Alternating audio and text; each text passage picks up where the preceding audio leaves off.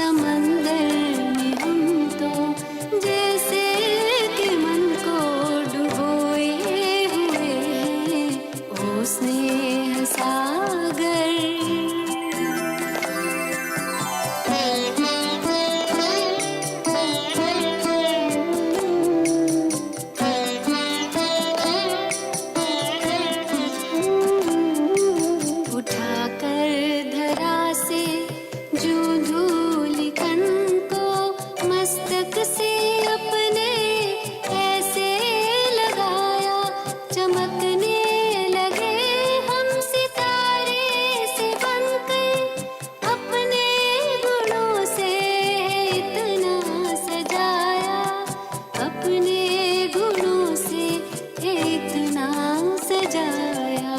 बलिहार होके तेरे हार में हम हीरों के जैसे संजोए हुए हैं, ओ स्नेह सागर।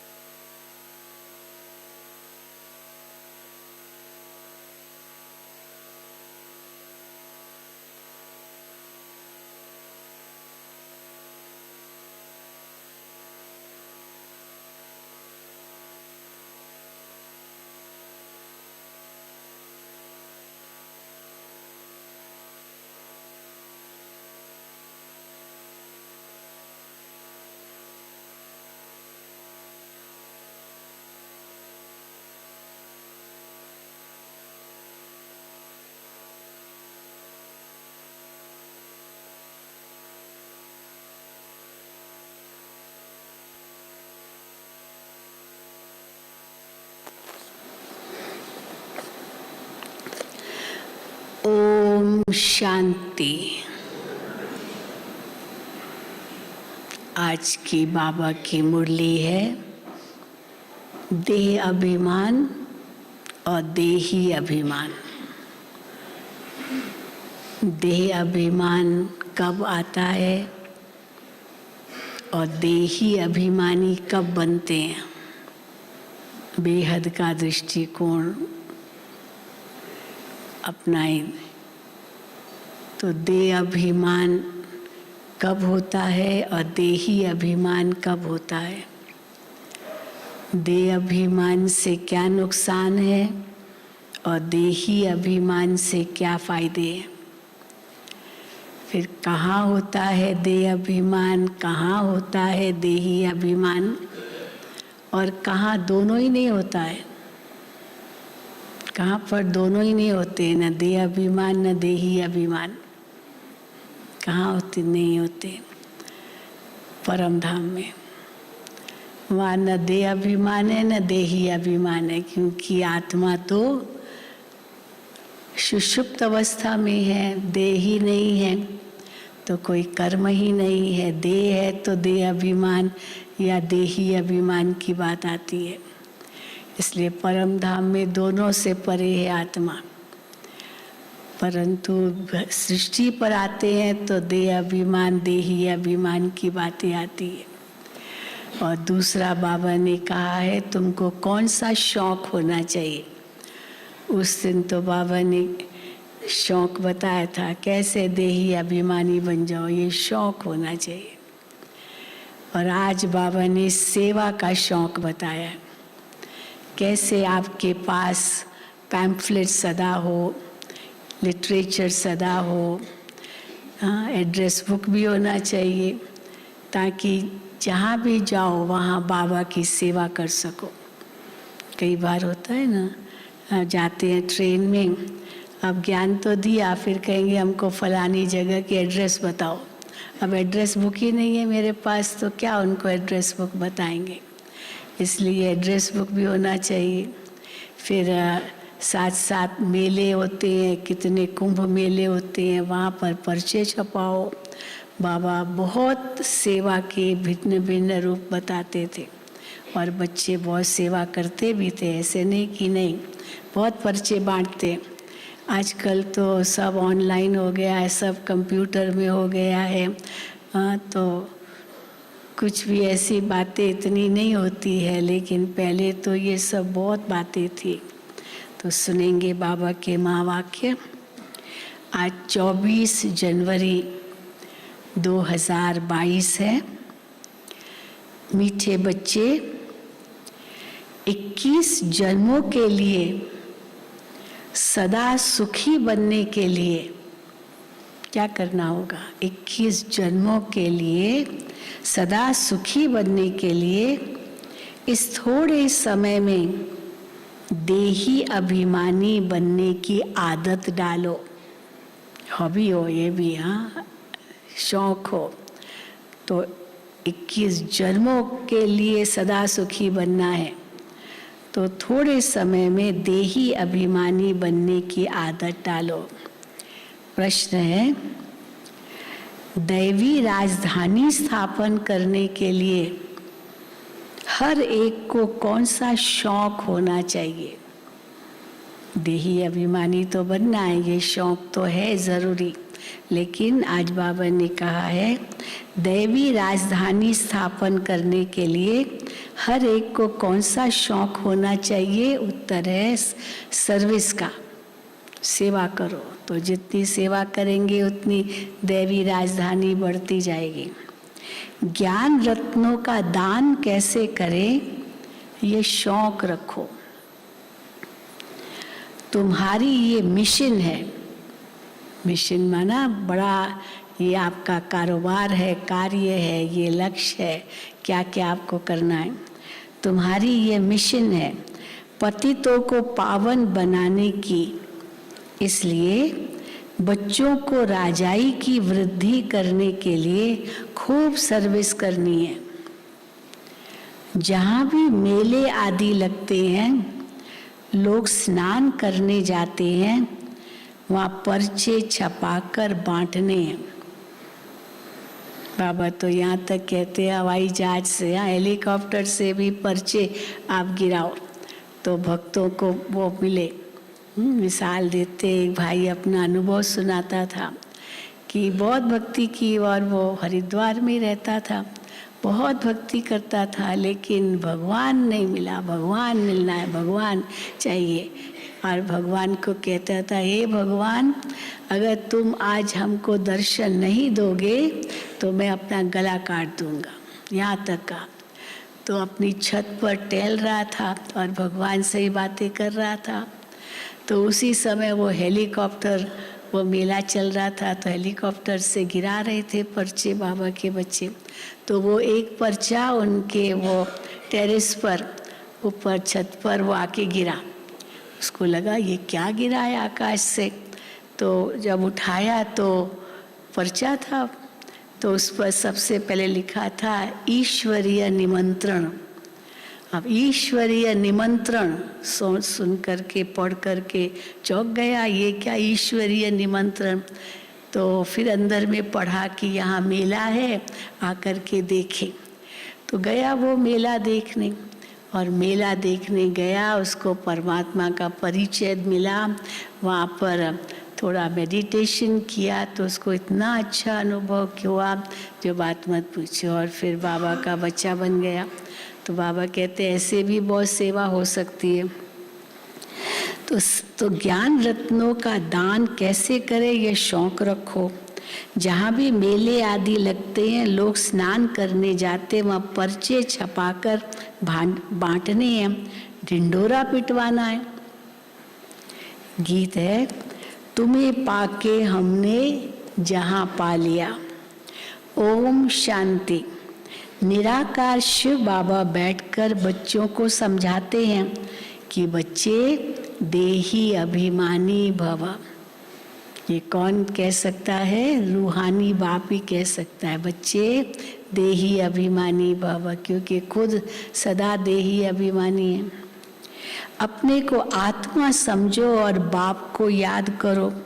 हम आत्मा हैं, हमको बाप पढ़ाते हैं। तो बाबा ने समझाया है संस्कार सब आत्मा में ही रहते हैं। जब माया रावण का राज्य होता है अथवा भक्ति मार्ग शुरू होता है, तब देह अभिमानी बन जाते हैं। तो कब बनते हैं देह अभिमानी? जब माया रावण का राज्य होता है अथवा भक्ति मार्ग शुरू होता है, तब देह अभिमानी बन जाते हैं। फिर जब भक्ति मार्ग का अंत होता है तो बाप आकर बच्चों को कहते हैं, बच्चे अभी देही अभिमानी बनो। तुमने जो जप तप दान पुण्य आदि किए हैं उनसे कुछ भी फायदा नहीं मिला, क्योंकि भक्ति की जो कुछ भी किया उतरना तो है ही नीचे। ये तो ड्रामा बना हुआ है, चाहे कुछ भी करो नीचे तो उतरना ही है। तो बाबा कहते हैं तुम उससे कुछ भी फायदा नहीं मिला। 5 विकार तुम्हारे में प्रवेश होने से तुम देह अभिमानी बन पड़े हो। रावण ही तुमको देह अभिमानी बनाता है। फिर कौन बनाता है देह अभिमानी, कौन बनाता है देही अभिमानी? ये बहुत अच्छा कंट्रास्ट कर सकते हैं। रावण ही तुमको देह अभिमानी बनाता है। वास्तव में असुल तो तुम देही अभिमानी थे। फिर से अभी ये प्रैक्टिस कराई जाती है। सतयुग आदि में देही अभिमानी थे, अब फिर से ये प्रैक्टिस करो देही अभिमानी बनने की।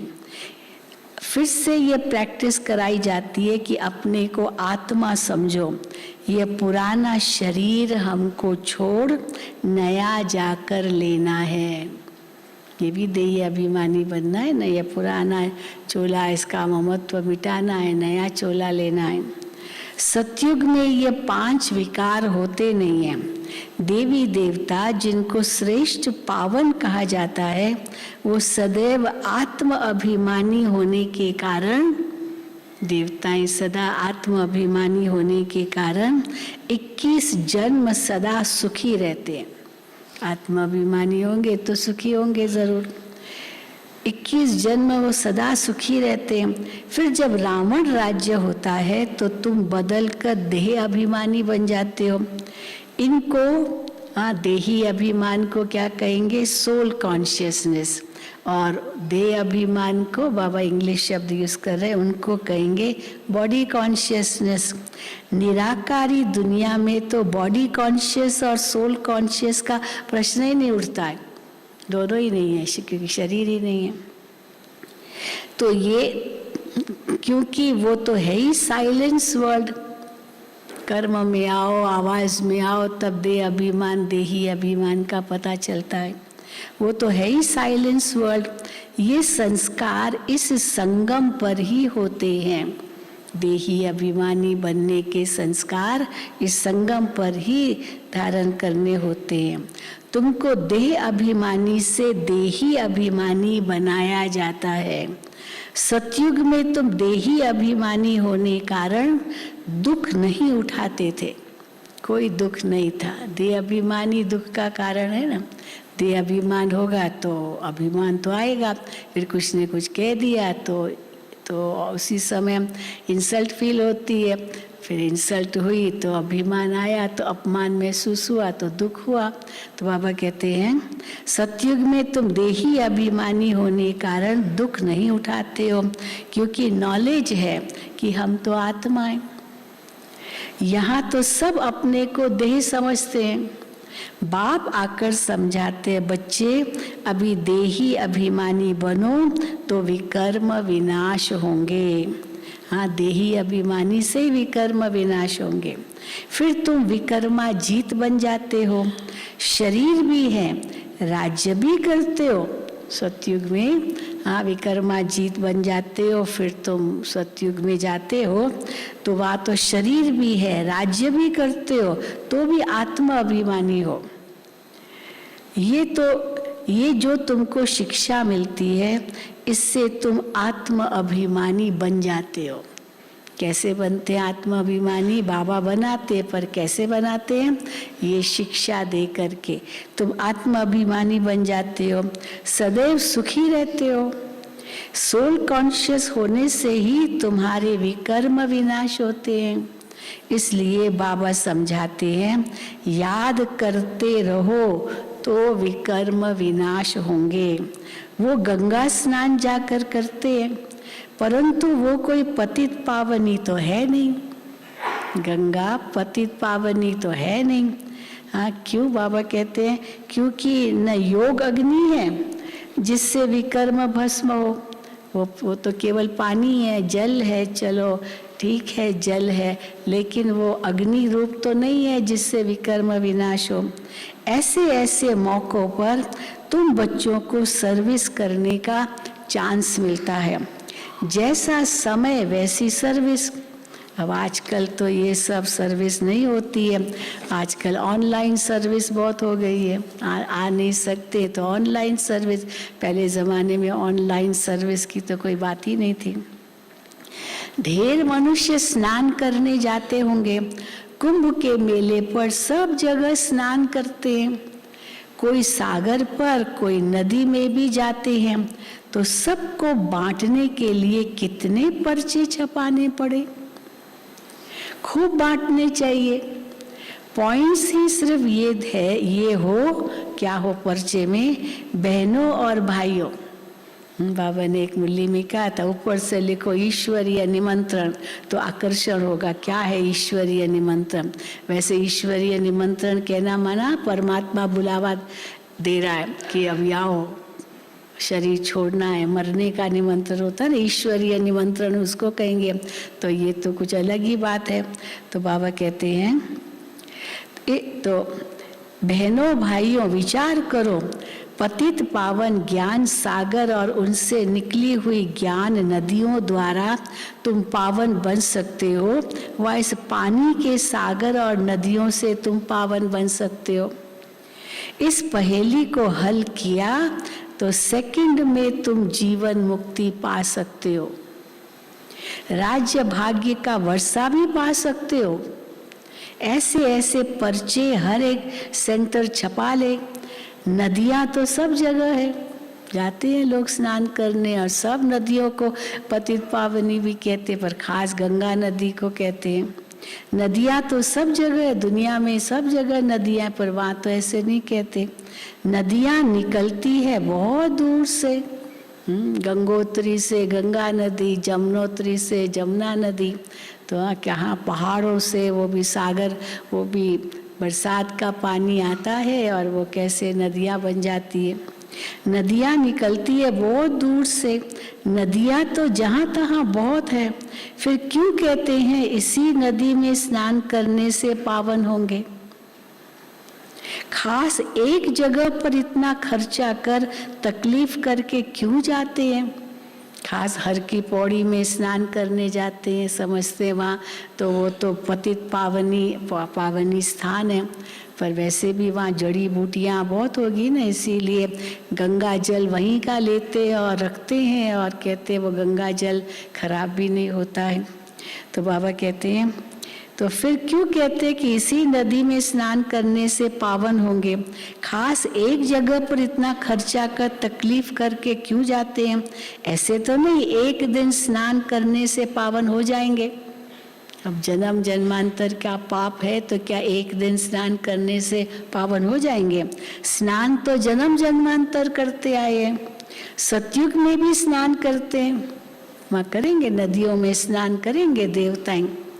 हाँ, नदियों में स्नान करने की जरूरत होगी देवताओं को, तो सतयुग में भी स्नान करते हैं, वहाँ तो है ही पावन। यहाँ तो ठंडी में कितनी तकलीफ लेकर जाते हैं स्नान करने। हाँ, बहुत ठंडी में, अभी ये कुंभ मेले तो ऐसे ही समय पर होते हैं, तो कितनी ठंडी में स्नान करते हैं।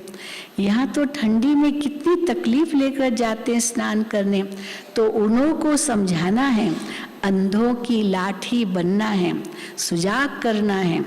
पतित पावन आकर पावन बनाते हैं, तो दुखियों को रास्ता बताना चाहिए। जिन्हों की बुद्धि में ज्ञान का नशा चढ़ा हुआ है, कौन बताएंगे रास्ता? जिन्हों की बुद्धि में ज्ञान का नशा चढ़ा हुआ है, उन्हों की बुद्धि काम करेगी। कैसे सेवा करें?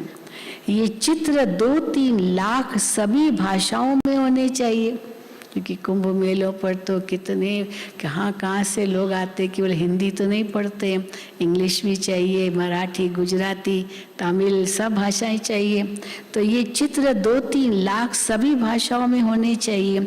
जगह जगह पर सर्विस करनी है। एक ही पॉइंट मुख्य है। हाँ, कौन सी? आकर समझो कि सेकंड में मुक्ति, जीवन मुक्ति कैसे मिलती है। एक पहेली के रूप में प्रश्न करो तो लोग आगे पढ़ेंगे। हाँ, आकर समझो कि सेकंड में मुक्ति, जीवन मुक्ति कैसे मिलती है। मुख्य सेंटर्स की फिर एड्रेस डाल दो, फिर पढ़े व न पढ़े, अब उनके ऊपर है। आपने तो बाबा की सेवा की, अब उसके ऊपर है कि वो पढ़े या न पढ़े। फिर पढ़े व न पढ़े, तुम बच्चों को त्रिमूर्ति के चित्र पर भी समझाना चाहिए कि ब्रह्मा द्वारा स्थापना जरूर होनी है। दिन प्रतिदिन मनुष्य समझते जाएंगे कि बरोबर, बाबा कहते दिन प्रतिदिन मनुष्य समझते जाएंगे। क्या समझते जाएंगे? कि बरोबर विनाश सामने खड़ा है। अभी भी कितनी भविष्यवाणियाँ आ रही है 2022 के लिए, विनाश की बातें बहुत आ रही है। 2022 में ये होगा, तो बरोबर विनाश तो सामने खड़ा है। ये झगड़े आदि बढ़ते ही जाएंगे। मिल्कियत के ऊपर भी कितना झंझट चलता है, प्रॉपर्टी पर बहुत झगड़े होते हैं। फिर नहीं तो हाँ, मारा मारी भी कर लेते हैं। अगर नहीं सुलह हुई तो मारा मारी भी कर देते, हत्या भी कर लेते, पता नहीं क्या क्या कर लेते। विनाश तो सामने है ही है। जो अच्छी रीति गीता, भागवत आदि पढ़े होंगे वो समझते हैं, समझेंगे बरोबर ये तो पहले भी हुआ था। महाभारत में तो सब वर्णन है, तो ये पहले भी हुआ था। समझेंगे विनाश की बातें। तो तुम बच्चों को अच्छी रीति समझाना चाहिए कि क्या पानी में स्नान करने से मनुष्य पतित से पावन बनेंगे या योग अग्नि से पावन बनेंगे। भगवानुवाच, मुझे याद करने से तुम्हारे विकर्म विनाश होंगे। गीता में साफ लिखा है, तू मुझे याद कर तो तुम्हारे पाप नाश होंगे। तो मुझे याद कर, बार बार भगवान यही कहते हैं, मुझे याद करने से तुम्हारे विकर्म विनाश होंगे। जहाँ तहाँ भी तुम्हारे सेंटर्स हैं, हाँ जहाँ जहाँ तुम्हारे सेंटर्स हैं, तो विशेष मौके पर ऐसे पर्चे निकालने चाहिए।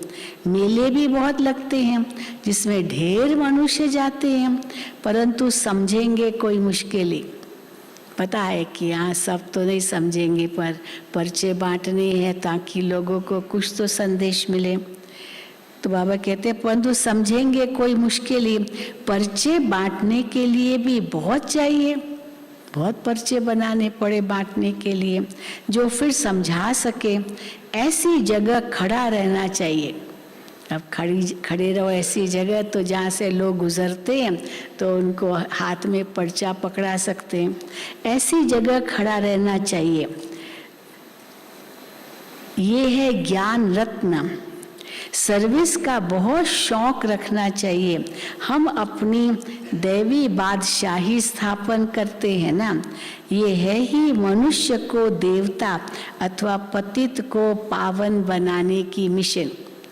पहले बहुत मिशनरीज आई, माना इस्लाम की या क्रिश्चियनिटी की, बुद्धिज़्म की, हर धर्म वाले अपनी अपनी मिशन चलाते थे और जो भी उनके पास आते थे उनको उस धर्म में कन्वर्ट कर लेते थे। तो बाबा कहते हैं ये है मनुष्य को देवता अथवा पतित को पावन बनाने की मिशन। ये भी तुम लिख सकते हो कि बाप ने समझाया है, मन मना भव, पतित पावन बेहद के बाप को याद करो तो तुम्हारे विकर्म विनाश हो जाएंगे। यात्रा की पॉइंट भी तुम बच्चों को बार बार समझाई जाती है, बाप को बार बार याद करो। याद की यात्रा पर रहना है तो बार बार याद करो, बाप समझाते हैं। सिमर सिमर सुख पाओ, कलह क्लेश मिटे सब तन के। सिमर सिमर सुख पाओ तो कलह कलेश मिटे सब तन के, अर्थात तुम एवर हेल्दी बन जाएंगे। कलह कलेश मिटे सब तन के तो एवर हेल्दी बन जाएंगे। सिमरो। अब बाप ने मंत्र दिया है कि मुझे सिमरो, पर सिमरो का मतलब ये नहीं है कि यहाँ राम राम राम राम ये कहो। सिमरो अर्थात मुझे याद करो। ऐसे नहीं कि शिव शिव बैठ सिमरो, ओम नमो शिवाय ओम नमो शिवाय ओम नमो शिवाय बैठ के एक एक मणके पर सिमरो। ऐसे नहीं शिव शिव बैठ सिमरो। शिव के भगत ऐसे शिव शिव के माला जपते हैं, वास्तव में है रुद्रमाला। रुद्रमाला जपते हैं।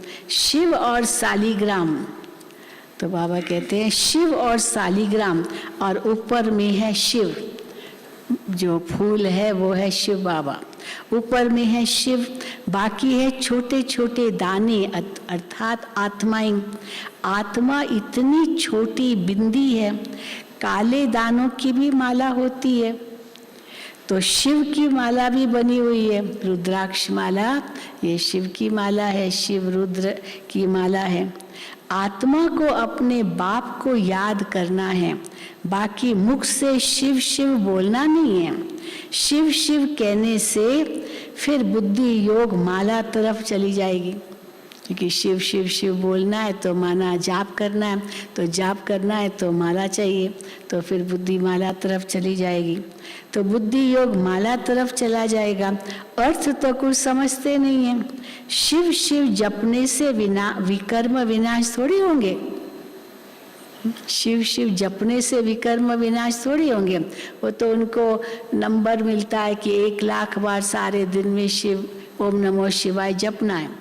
अब 1,00,000 बार जपना है तो गिनती तो चाहिए ना, 1,00,000 कैसे करेंगे? तो ओम नमो शिवाय तो जपेंगे, लेकिन साथ साथ गिनती करते रहेंगे, कितना हो गया, कितना बाकी है, कितना हो गया। तो शिव से थोड़ी योग लगाओ, तो गिनती से योग लग गया कि इतना करना है, इतना बाकी है, इतना किया है। तो बाबा कहते हैं शिव शिव जपने से विकर्म थोड़ी विनाश होंगे। हाँ, शिव शिव कहने से फिर बुद्धि योग माला तरफ चला जाता है। अर्थ तो कुछ भी नहीं समझते हैं। शिव शिव जपने से विकर्म थोड़ी विनाश होंगे। माला फेरने वालों के पास ये ज्ञान नहीं है कि विकर्म तब विनाश होते हैं, कब विकर्म विनाश होते हैं, ये माला फेरने वालों को नहीं पता है। पर हम बच्चों को पता है कि कब विकर्म विनाश होते हैं, जब संगम पर डायरेक्ट शिव बाबा आकर के मंत्र देते हैं, माम एकम याद करो। मंत्र, हाँ, मंत्र के दो अर्थ होते हैं, एक है मंत्र जपना, दूसरा है मंत्र। हाँ, मन जिससे मन तृप्त हो जाए, जिसका त्राण हो जाए, संतुष्ट हो जाए, भरपूर हो जाए, मुक्त हो जाए, तो मंत्र। तो बाबा कहते हैं जब संगम पर डायरेक्ट शिव बाबा आकर मंत्र देते हैं कि माम एकम याद करो, बाकी तो कोई कितना भी बैठ शिव शिव कहे, विकर्म विनाश नहीं होंगे। जब तक शिव बाबा से संबंध नहीं जुड़ा, उनका परिचय नहीं है, सच्ची पहचान नहीं है, तो बाबा कहते विकर्म विनाश नहीं होंगे। काशी में भी जा कर के रहते हैं तो शिव काशी कहते रहते हैं। कहते हैं काशी में शिव का प्रभाव है, वाराणसी है ना, शिव उसको काशी भी कहते हैं, तो शिव का बड़ा प्रभाव है। शिव के मंदिर तो बहुत आलीशान बने हुए हैं। ये सब है भक्ति मार्ग की सामग्री। तो समझा सकते हो कि बेहद का बाप कहते हैं मेरे साथ योग लगाने से ही तुम पावन बनेंगे। तो बच्चों को सर्विस का शौक होना चाहिए। बाप कहते हैं मुझे पतितों को पावन बनाना है, तुम बच्चे भी पावन बनाने की सर्विस करो। जैसे मैं सर्विस कर रहा हूँ पतितों को पावन बनाने की, तुम भी मेरे जैसे सर्विस करो। पर्चे ले जा करके समझाओ, बोलो इनको अच्छी रीति पढ़ो, इस पर्चे को अच्छी रीति पढ़ो। मौत तो सामने खड़ा है, ये दुख धाम है। अब ज्ञान स्नान एक ही बार करने से, एक ही बार ज्ञान स्नान करना है, जिससे क्या होगा, सेकंड में जीवन मुक्ति मिलती है। फिर नदियों में स्नान करने भटकने की क्या दरकार है। हमको सेकंड में जीवन मुक्ति मिलती है, तब ढिंडोरा पिटवाते हैं। नहीं तो कोई थोड़ी ऐसे पर्चे छपवा सकते हैं जैसे तुम पर्चे छपवाते हो, बांटते हो, और कोई थोड़ी ऐसे पर्चे छपा सकते हैं। बच्चों को सर्विस का बहुत शौक होना चाहिए। पहेलियां भी जो बनवाई है वो भी सर्विस के लिए। हाँ, 4 पहेलियां बाबा ने बनवाई थी, बड़ा बोर्ड बनवाते थे बाबा। एक तो आत्मा के पिता परमात्मा से क्या संबंध है, माना परमात्मा से आपका क्या संबंध है, ब्रह्मा से क्या संबंध है। फिर पतित पावनी कौन, फिर चौथा था कि गीता का भगवान कौन, फिर 5वां भी ऐड करते थे परमात्मा सर्वव्यापी है या नहीं। तो बाबा कहते हैं बच्चों को सर्विस का बहुत शौक होना चाहिए। पहेलियां भी जो बनवाई है वो सर्विस के लिए है। बहुत है जिनको सर्विस का शौक ही नहीं है, ध्यान में ही नहीं आता है कि कैसे सर्विस करें। इसमें बड़ी अच्छी चमत्कारी बुद्धि चाहिए, चमत्कारी। हाँ, कैसे नई नई पॉइंट्स से हम सेवा करें, नई तरीके से सेवा करें, तो चमत्कारी बुद्धि चाहिए। जिनके पैरों में, अब किसकी बुद्धि नहीं काम करती है, सेवा नहीं कर पाते हैं, तो बाबा कहते हैं जिनके पैरों में देह अभिमान की कड़ियाँ पड़ी है, जंजीरें पड़ी है, बेरियां पड़ी है, वो बेरियां है, वो बंधी हुई है जंजीर, तो वो कैसे कहीं जा सकता है। तो जिनके पैरों में देह अभिमान की कड़ियां यानी जंजीरें पड़ी है, वो देही अभिमानी भी बन नहीं सकते, जो फिर देही अभिमानी बन के सेवा करें। तो समझा जाता है ये क्या जाकर पद पाएंगे, तरस पड़ता है। सब सेंटर्स में देखा जाता है कौन कौन पुरुषार्थ में तीखे जा रहे हैं। कोई तो अक के फूल भी है, सेवा नहीं करना माना जैसे अक का फूल, खुशबूदार तो नहीं है, खुशबूदार जो फूल होंगे माना वो बहुत सेवा करते हैं। कोई तो अक के फूल भी हैं, कोई गुलाब के फूल भी हैं। हम फलाने फूल हैं, हम बाबा की सर्विस नहीं करते हैं, तो समझना चाहिए हम अक का फूल जाकर बनेंगे। बाप तो बहुत अच्छी रीति समझा रहे हैं, तुम हीरे जैसा बनने का पुरुषार्थ कर रहे हो। कोई तो सच्चा हीरा है, कोई काले झुंझार भी है। सच्चे हीरे तो इतना चमकते हैं, और वैसे जब हीरे निकालते हैं ना वो खान से, तो वो तो बहुत काले काले जैसे होते हैं, तो उनको कितना तराशना पड़ता है, तभी जा कर के वो चमकते हैं। तो इतना पहले तो काले जैसे होते हैं। कोई काले झुंझार भी होते हैं, कितना भी तराशो तो भी चमक नहीं आती है, उसमें न लाइट आती है। तो कोई काले झुंझार भी हैं। हर एक को अपना ख्याल करना चाहिए। हमको हीरे जैसा बनना है, तो अपने से पूछना है हम हीरे जैसा बने हैं। हर एक अपने से पूछो, मैं हीरे जैसा बना हूँ? अच्छा, हाँ, उसके बाद मम्मा की मुरली है। अच्छा, मीठे मीठे सिक्की लदे बच्चों प्रति माता पिता बाप दादा का याद प्यार और गुड मॉर्निंग। रूहानी बाप की रूहानी बच्चों को नमस्ते। हम रूहानी बच्चों की रूहानी बाप दादा को याद प्यार, गुड मॉर्निंग और नमस्ते। धारणा के लिए मुख्य सार पहला, देह अभिमान की कड़ियाँ यानी जंजीरें काट देही अभिमानी बनना है।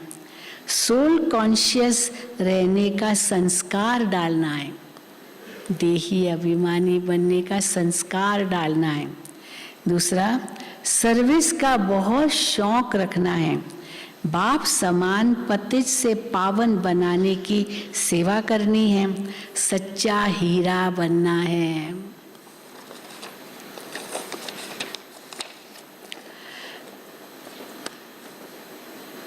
वरदान, कर्म करते हुए न्यारी और प्यारी अवस्था में रह हल्केपन की अनुभूति करने वाले कर्मातीत भव। कर्म करते हुए न्यारी और प्यारी अवस्था में रह हल्केपन की अनुभूति करने वाले कर्मातीत भव। कर्मातीत अर्थात कैसे पता चलेगा कर्मातीत अवस्था के नजदीक है? कर्मातीत अर्थात न्यारा और प्यारा। न्यारा और प्यारा। कर्म किया और करने के बाद ऐसा अनुभव हो जैसे कुछ किया ही नहीं। वर्णन नहीं करना, मैंने ये किया, मैंने ये किया, मैंने ये किया। अब वो जो मैंने किया मैं करता रहेगा, वो तो देह अभिमानी है। वो देही अभिमानी क्या बनेगा? तो ऐसा कर्म किया और करने के बाद ऐसा अनुभव हो जैसे कुछ किया ही नहीं। कराने वाले ने करा लिया, बाबा ने करा लिया, तो फिर भूल जाने का। हम कई बार अनुभव सुनाते हैं कि दादी जानकी यूनाइटेड नेशंस में भाषण करके आई थी और मधुबन आई थी। तो हमने दादी जानकी से ऐसे ही पूछ लिया, दादी यूनाइटेड नेशंस का आपका क्या अनुभव है? दादी ने कहा, क्या अनुभव है? हो गया, हो गई बात, पूरी हो गई, मैं तो भूल भी गई। तो कहा ना भाई आके थोड़ा समाचार सुनाओ। दादी कहते मुझे समाचार सुनाना नहीं आता है, बस ज्ञान की बातें सुना सकती हूँ, पर समाचार क्या सुनाना? तो बाबा ने करा लिया, जो हो गया सो हो गया। कितनी दादी प्यारी प्यारी थी, कितनी देही अभिमानी रहती थी। तो बाबा कहते हैं कर्म किया और करने के बाद ऐसा अनुभव हो जैसे कुछ किया ही नहीं। कराने वाले ने करा लिया। ऐसी स्थिति का अनुभव करने से क्या होगा? सदा हल्कापन रहेगा। कर्म करते तन का भी हल्कापन, मन की स्थिति में भी हल्कापन। जितना ही कार्य बढ़ता जाए उतना हल्कापन भी बढ़ता जाए। कार्य भी बढ़ता जाए और हल्कापन भी बढ़ता जाए। कर्म अपनी तरफ आकर्षित न करे। मालिक होकर कर्म इंद्रियों से कर्म कराना और संकल्प में भी हल्केपन का अनुभव करना, यही कर्मातीत बनना है। स्लोगन, सर्व प्राप्तियों से सदा संपन्न रहो तो सदा हर्षित, सदा सुखी और खुश नसीब बन जाएंगे। सर्व प्राप्तियों से सदा संपन्न रहो तो सदा हर्षित, सदा सुखी और खुश नसीब बन जाएंगे। मातेश्वरी जी के अनमोल महावाक्य। हाँ, बहुत सुंदर छोटी सी मुरली है, लेकिन बहुत गहरी है। किस्मत बनाने वाला परमात्मा और किस्मत बिगाड़ने वाला खुद मनुष्य। भले माया को दोष देते, हमारी किस्मत ही बिगाड़ दी माया ने, लेकिन माया थोड़ी कुछ है। माया तो वो आप जो करेंगे वही आप पाएंगे, तो माया को क्यों दोष देना है। किस्मत बनाने वाला परमात्मा, किस्मत बिगाड़ने वाला खुद मनुष्य है। अब ये तो हम जानते हैं कि मनुष्य आत्मा की किस्मत बनाने वाला कौन है और किस्मत बिगाड़ने वाला कौन है। हम ऐसे नहीं कहेंगे, क्या नहीं कहेंगे, कि किस्मत बनाने वाला और किस्मत बिगाड़ने वाला वही परमात्मा ही है। गीत भी गाते हैं भक्ति मार्ग में, तो ये समझते हैं, हे भगवान मेरी किस्मत ही कैसे बिगाड़ दी। भगवान क्यों बिगाड़ेगा आपकी किस्मत। समझते हैं, भगवान ही सुख देता है, भगवान ही दुख देता है, भगवान ही किस्मत बनाता है, भगवान ही किस्मत बिगाड़ता है। तो हम ऐसे नहीं कहेंगे किस्मत बनाने वाला बिगाड़ने वाला वही परमात्मा है। बाकी ये जरूर है कि किस्मत को बनाने वाला परमात्मा है और किस्मत को बिगाड़ने वाला खुद मनुष्य है। भगवान भी कैसे बनाएगा किस्मत, ऐसे थोड़े कि बस कोई किस्मत लिख देगा, लेकिन रास्ता बताएगा कैसे अपनी किस्मत को बढ़ाओ। तो बाबा कहते हैं मम्मा कहती है, और किस्मत को बिगाड़ने वाला खुद मनुष्य। अब ये किस्मत बनी कैसे, बिगाड़ तो दी हमने किस्मत, इसलिए दुखी अशांत हो गए, पतित हो गए। तो बाबा कहते हैं अब ये, तो मम्मा कहती है कि अब ये किस्मत फिर बने कैसे और फिर गिरे कैसे। हाँ, कैसे अभी बने या बन गई तो फिर गिरे कैसे, इस पर समझाया जाता है। मनुष्य जब अपने को जानते हैं, अब कैसे किस्मत बनती है, मनुष्य जब अपने को जानते हैं और पवित्र बनते हैं तो फिर से वो बिगड़ी हुई तकदीर को बना लेते हैं, फिर से किस्मत बन जाती है। अब जब हम बिगड़ी हुई तकदीर कहते हैं तो इससे साबित है, क्या सिद्ध होता है कि बिगड़ी हुई तकदीर से क्या सिद्ध होता है कि कोई समय अपनी तकदीर बनी हुई थी, तभी तो कहते हैं बिगड़ गई। तो बिगड़ी माना पहले बनी हुई थी फिर बिगड़ी, तो कोई समय बिगड़ी हुई तकदीर, कोई समय अपनी तकदीर बनी हुई थी जो फिर बिगड़ गई है। अब वही फिर बिगड़ी हुई तकदीर को परमात्मा खुद आकर बनाते हैं। मम्मा की जो मुरलियाँ थी बड़ी लॉजिकल, हाँ, कैसे मम्मा एक एक बात का अर्थ भी बताती थी और कैसे क्यों क्या उसमें की उसकी गहराई में जा कर के भी अर्थ करती थी। तो खुद आकर बनाते हैं। अब कोई कहे परमात्मा खुद तो निराकार है, वो तकदीर को कैसे बनाएगा।